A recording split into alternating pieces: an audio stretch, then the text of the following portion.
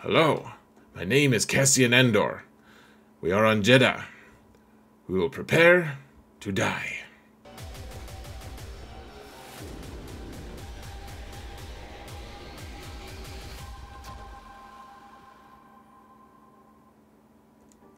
Hello everyone, and welcome to another episode of Zareth Wishes He Had an Even Passable Spanish Accent. Today, we're going to talk about the best 5v5 offensive teams in all the land. There's also a defensive teams video that is released at the exact same time as this, so you can find that in the video description, or wait to the end of this video to find a link to it as well. Huge shout out to my patrons. You guys are amazing, and I couldn't do this without you. Thank you guys so much. I appreciate every single one of you. You're amazing. Thank you guys so much. And if you want to support this channel for free, folks, all you gotta do is hit that thumbs up button, like, subscribe, comment. Let's mount the algorithm while the mounting is good. And it's very good, folks. Let me tell you. Find out for yourself, though. It's okay. It's not bad. It's passable. Alright, folks, we're talking about offense, and we have the Datacron sets. We're still working on one last season of all of those crazy Datacrons that came with set 16, and so, and then we're working with all the set 17 stuff too, which is all the Rogue One stuff, the Imperial Remnant, Night Sisters, Galactic, or maybe it's just Jedi. That's what it is, Jedi. So, lots of crazy stuff here, folks, to be looking at. Supreme Leader Kylo is almost certainly just going to stay on offense, because the Great Mothers are here. And let's face it, guys, this is one of the most broken, ridiculous Datacrons out there so far. The bespoke Datacron that if you didn't buy 2 characters when they were released, you don't have that Datacron, and if you want to counter it, you got to use Supreme Leader Kylo. You use Kylo Ren Unleashed, Unleashed. He's going to be unleashed.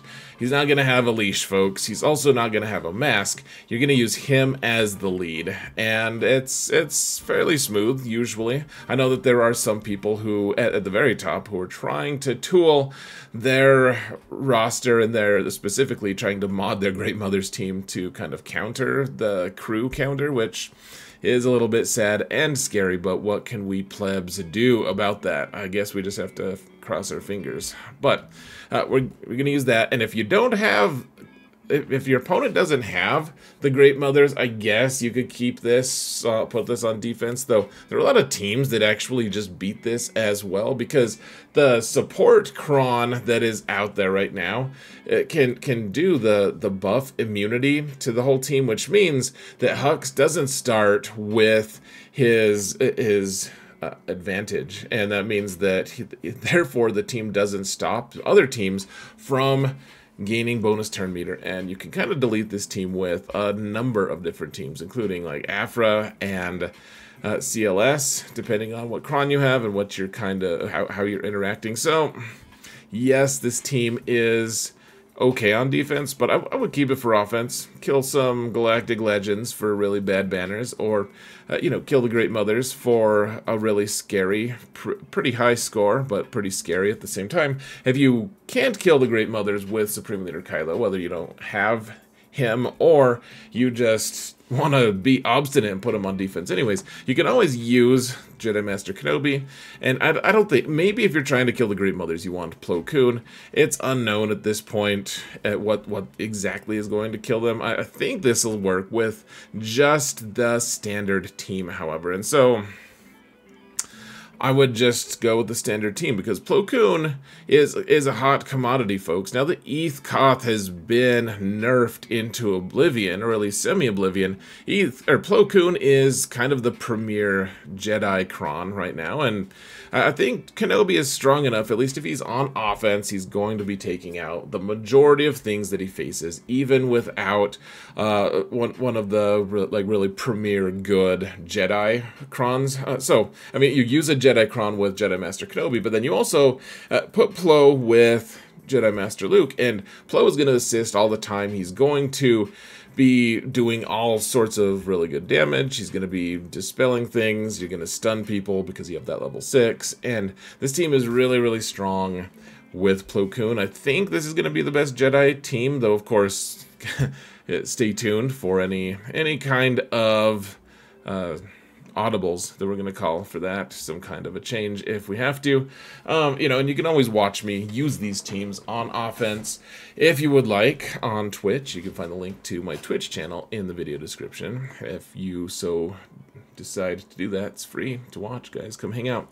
So anyways, we've got 4 Galactic Legends that are fairly useless on defense right now, and we want to keep them for offense anyway. Sith Eternal Emperor. Now, one interesting thing, oh, and I should shout out Tom Ford, by the way. I always shout him out these videos anyways, because he is the source of a lot of really interesting information and discussion trying to figure out what teams I'm going to be using here. So one of the things that he was mentioning was you could use POW here, the POW cron with POW on Sith Eternal Emperor, because it still boosts whatever team he's on. As long as POW is there, the whole team gets a whole lot of buffs, and it just makes the team really thick. And so if you need to kill Jedi Master Kenobi or something really strong, Sith Eternal Emperor is going to be a lot tougher to kill if you use POW. Now, I don't think we're going to need to waste POW with him, but we're going to probably have that guy on offense anyways, and so probably we're not going to use him. We'll just use this guy for, probably not for killing many Galactic Legends. Maybe if you need to kill like a Jedi Master Luke that's on defense, that might work. Most of the time, though, we're just going to use this team to take out those kind of not quite Galactic Legend level teams, like Malgus, for instance. Malgus would probably be a good target for him. General Skywalker is always a nice target, something that you don't have to use all of these cool crutches with him. Hopefully we can find something to kill with him.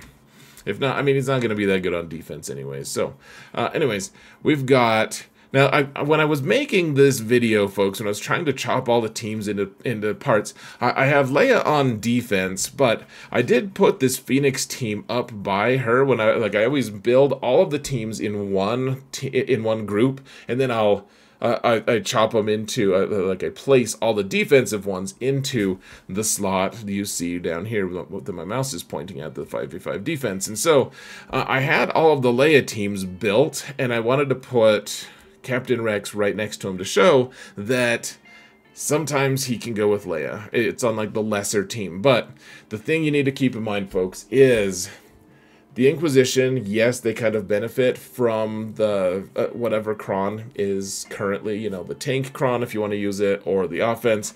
Like, they do benefit from all of the set 16 datacrons.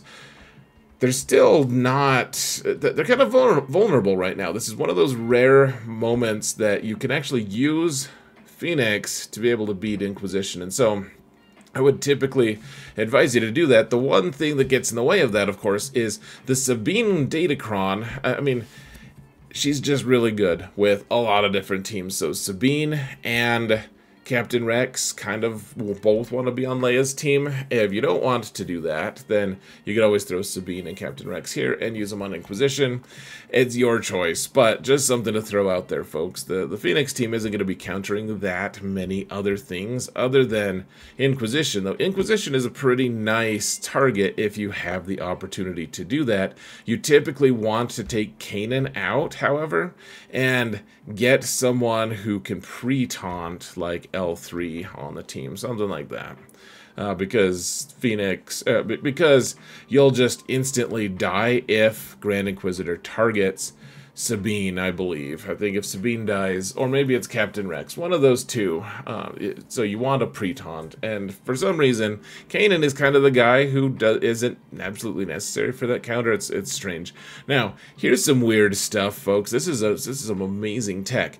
So if you have Cassian and you have C-3PO, if you use the support cron from set 16, folks, Cassian's going to hand all of his rebel friends some buffs, and that means C-3PO is here to be a rebel friend, of course, and what ends up happening is you give damage immunity to everyone, and this team and the CLS team will counter. Remember how I was mentioning how Supreme Leader Kylo gets damage immunity or buff immunity from the support crons that he's facing, these two teams tackle Supreme Leader Kylo teams fairly easily. It's honestly pretty ridiculous.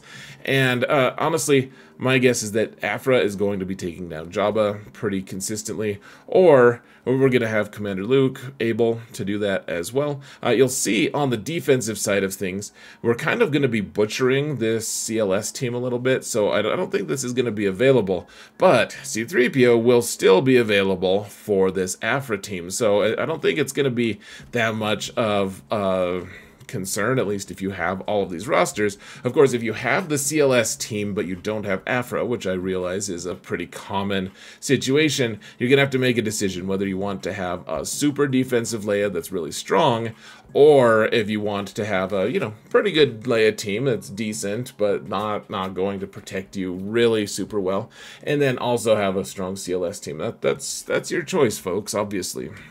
I'm not here to tell you what to do. Just do what I tell you, please. So we have General Skywalker here for offense. I typically like him for defense. This is one of those teams that I put on both sides because everyone, during my streams, people are like, dude, you have to use General Skywalker. And I just, you can see the label I have for the team. You don't get that many banners when you kill things with General Skywalker, and honestly, we have a lot of teams for offense available. I think that this is a good team to put on defense. Put the Jedi stun people cron on, or put, you know, an attacker cron. Put whatever cron you want, guys. I just don't care that much. Whatever you want to do. General Skywalker, I think he's going to be okay at taking down Padme or Quadme teams, Queen Amidala teams. I don't know exactly how long-term that's going to be great. All these datacrons just kind of just mess with us in terms of predicting anything ever. But if you want to keep this team for offense because you just really love this team so much, and you really, like, you especially have an affinity for dropping 8 banners before you actually win a match, this team is for you for offense, guys. If you love dropping 8 banners, I can't stop you. Now, remember how I was talking about how these guys are fearful of Phoenix? They are. They're also fearful of Malgus. They're fearful of probably not too much else. They're pretty good on defense, honestly, folks. If your opponent can be guaranteed to not have Phoenix or Malgus available, there's probably a few other teams that just destroy this squad, but for the most part, folks, this team is also going to be able to take down Jedi Master Kenobi, at least in some circumstances. I think it's going to counter some different builds of Leia as well. It's pretty good. It's kind of in a... This is one of the weakest Datacron sets for them currently because there's only one support on the team, because Seven Sister decided she wanted to be a healer, apparently, even though she's constantly assisting. She's like, yeah, I'm going to just attack as much as I possibly can, and I'm going to support people by doing all sorts of support-y things, but I want to be a healer. Like, I would just recommend that she start getting a grip on her life situation and preferences. But this team is going to be pretty good on offense, folks, and it's usually pretty efficient as well if you know what you're doing. And honestly, this is a great counter for Jedi Master Luke as well. Lots of different things. The Jedi are ascendant right now, and they're going to be on defense all over the place. This team is going to be a good place to kind of just stop the madness with the Jedi. I think they're going to counter most of the Jedi teams, so keep them for offense. Maul, if you have the Garkron, this is going to be a decent team. Now here's an interesting piece of tech. This is actually something you can use to counter some of the Leia builds. I wouldn't say all of them, but Magma Trooper, if you give him a lot of tenacity, folks, and you know, I have probably more than is that reasonable, but if you give him lots of tenacity and you're facing Leia, she does some kind of debuff to him at the start that he resists, and he immediately gets a bunch of turn meter, so he can throw his grenade, and then the whole team is hopefully going to assist and all of that stuff. Well, Maul is going to go. He does his AoE, everyone assists, and then Canderous is going to go, and then of course, Maul triggers his frenzy again, and Maul is able to just go absolutely nuts on whoever he's facing. If he's facing the Leia team, I mean, Gar and ISC are going to be able to still assist. Canderous will be able to assist. And because Magma Trooper is still an Empire character, it still works to have Gar and ISC doing all the assisting. Plus, if you have the Gar Kron that lets him assist a whole lot, this is going to kill at least some of those Leia teams. It's going to take out quite a bit because you're going to get first turn. And that's kind of the thing that we're missing a lot of, guys. If your opponent's going to be putting debuffs on you that Magma Trooper can resist at the start, you're going to get first turn and you're going to have a fairly good time, probably. I'm very interested to see this. And if you want to see the defensive team that allows you to have Maul for offense, go check out the defensive squads. It's kind of fun. In fact, it's very fun. Not fun for your opponents, however. Ha ha ha. Evil laugh. Now, Seer on offense with Malicos, of course, is very good. And here's the problem, folks. A lot of times you want to have, if you want to counter a really good team like Rey or, Rey, or maybe Rey, then this team a lot of times really wants Crew. Because they want a pre-taunt, they want all the different cool things that Crew adds to it. However, if you're facing someone who has the Great Mothers, then you're going to use Crew for... you can't just swap Crew out, because he's needed. His specific leadership is needed to be able to use the First Order team to counter Great Mothers. Therefore, you don't have that. And then the other substitute for Crew is usually Maul, and a lot of times you're going to want Baby Cal on there, and all of those characters are kind of unavailable. You could steal Baby Cal from the team that he's on defense if you really wanted to. I don't know if it's going to move the needle. This is kind of a precarious situation for Seer and Malicos, and in fact, I would almost recommend that Malicos just go on defense with like Supreme Leader Kylo, except you need Supreme Leader Kylo for offense because of the things we've already talked about. So we're in a weird situation where this team isn't going to counter, like it'll still counter some Rey teams. It'll still take out quite a few other teams. You could put it on defense, but you don't have Crew to kind of do the pre-taunt stuff. It's kind of weak, guys. It's vulnerable. So I would recommend finding some other plan to beat Rey. Otherwise, this could really end in absolute awfulness. It took me a long time to come up with that one word. I'm a little tired today. We have Darth Bane with maybe Darth Vader or whatever other random Sith is available. I have been enjoying Darth Vader more and more. Our friend TJ suggested it on the Twitch channel at some point, and we've been using it ever since. I do like Vader being able to get first turn. A lot of times the teams that we counter with Bane are going to have Rebels or Jedi, and Darth Vader at least can do Merciless Massacre and get an ability block on the majority of characters. Even if they have tenacity up, he still gets it because it's automatic with his basic, and that's a kind of nice use for him to be able to do. Before, of course, he's died and fed to the Bane engine, or whatever you want to call it. So, before he's banished from existence. It's sad. Poor Darth Vader, man. He was misunderstood. He wasn't. He was a whiny little old dude. So, we have Dark Trooper Moff Gideon on offense, maybe on defense, but the Moff Gideon Kron from the set 17 Datacron set, this team is fairly good on defense. The problem with it is I think Adrad is just going to eat this team for lunch. Now, I don't have the new Peridia characters. I do have Night Trooper, as you can see here, but I don't have the other ones. Maybe this team is better on defense with them. Probably it is. However, this team, I've heard, kills Jabba fairly well, and a lot of people are going to be scrambling to find teams, Galactic Legend level teams, that they can put on defense. So, Jabba's going to be one of those that people target. I think this is going to just be one of those rehashes of, I guess we just kill Jabba every time with this squad. Or you can put it on defense, get killed by Adrad. Every once in a while, maybe you win because they don't know how to use the Adrad team. Or I've totally underestimated how strong this team is on defense. One way or another, I think this is going to be a good offensive opportunity to be able to take this out. This probably also beats a lot of the like the Eth Koth Qui-Gon teams that we're going to see in just a little bit on defense. I think this team is also going to beat that. So, a couple good options for this team on offense, at least.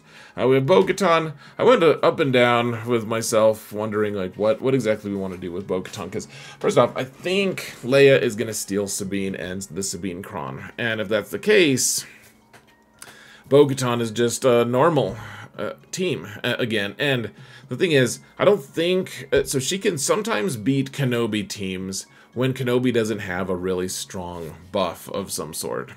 And, yeah, she totally can. She's absolutely capable of that. However, she's also not that capable of beating these other teams without... if she doesn't have a really good Kron of her own, she's going to struggle. So she'll kill, like, most of the Lord Vader squads, though probably not the team that I'm going to show you guys on defense. She's going to beat some really weak Jedi Master Kenobi teams, and otherwise, I mean, she'll counter stuff. She'll be pretty good. If you put her on defense, people probably just use, like, say, the Eternal Emperor on her or something.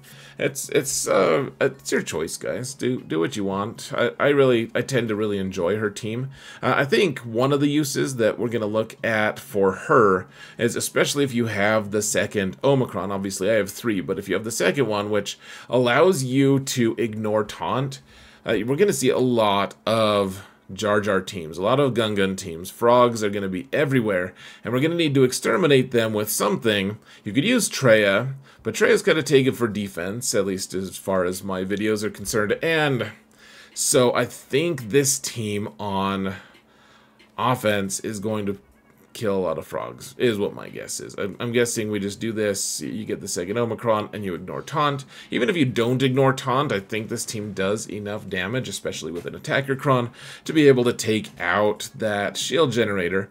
And even if you could go into poop stance with Bando, and hopefully the Whistling Birds themselves will just take out the shield generator eventually. I don't know if that's going to work for sure, but it sure does sound great, so let's just plan on that. Okay, so Fennec, they're bounty hunters. The reason they're this high up is because Bosk, my Bosk is Relic 9.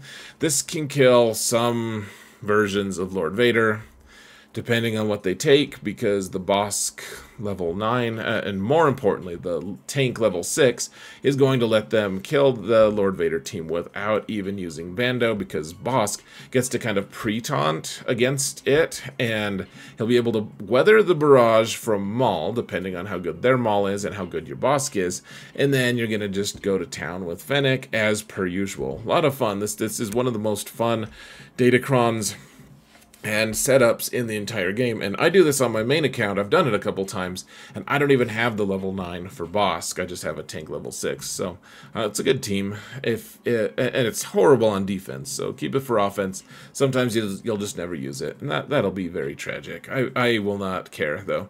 So we have Adrad here.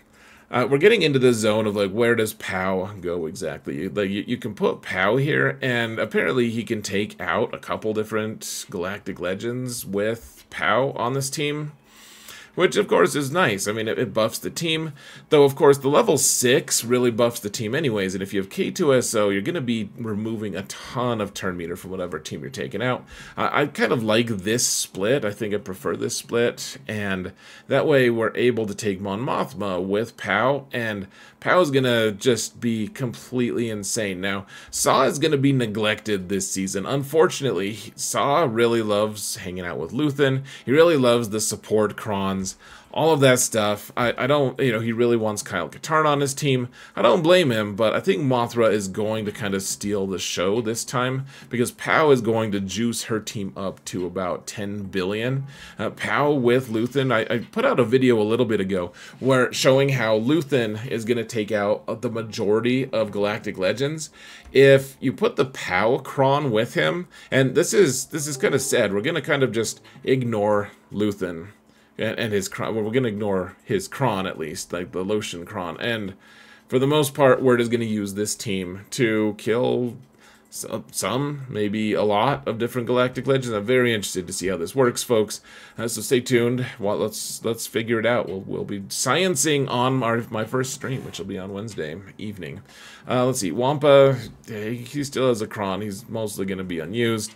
We have Troopers, mostly going to be unused, I believe. General Grievous, I think I put this on defense as well. He can take out, I mean, Stap is nice because he gives you a bonus turn, right? So you can go first against teams like Starkiller and stuff. I mean, it's cool. It's fun enough. This team is, without the Stab Kron, of course, is just not going to be quite as impactful. But the one nice thing I will say is, with the Afra squad using Cassian and C-3PO, at least if you're going to use Afra, you're going to use the builds I suggest, then Afra doesn't need to steal B2, which is kind of the deal breaker for using General Grievous against something significant. And so, if you want to kill a Starkiller on defense or something else, you typically need B2 to help you, and he's available now because Afra doesn't really need him, at least for now. Now we have Dash. He doesn't have Nest because Nest is on defense, and so he just does his standard Dash stuff, mostly just doesn't do anything. He just waits for a time that Wookiees and their Krons are good again so that he can start killing Pets teams. It's a sad existence right now for old Dash Rendar. He can pilot things, I suppose, for the second best fleet. We have Starkiller. This is probably what we're going to end up using to kill a lot of the different Ray teams out there. Otherwise, we could take out, Zori teams, I guess. It's a good desperation team against most Galactic Legends. It'll finish off a Leia team pretty nicely if you can whittle that team down quite a bit. It's fine. It is what it is at this point. And yeah, you can use Juhani here if you want, or you can use Old Ben or whatever Jedi tank you have available. Visas, I don't really care either. I don't have the Great Mothers, so I still have the Nice Sisters on offense. Sometimes you'll do a desperation heave and try to kill Jabba or something with them.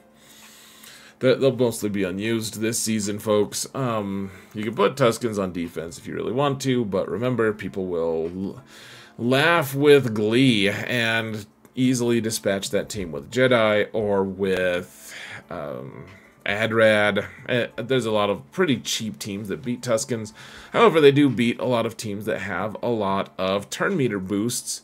They'll beat like a lot of CLS teams, for instance. Still, they're decent. They don't totally suck, but mostly for offense. And then Bad Batch, of course. Poor Bad Batch. Will they ever be good again? We don't know. So, guys, go check out my defensive teams video. It'll be in, there should be a button to click somewhere here pretty soon, and I'll see you in a few minutes, or not. Maybe you're just done. Maybe this was enough video for you. Guys, thank you all so much for watching, and remember that in all things, I hope you prevail. Take care, folks.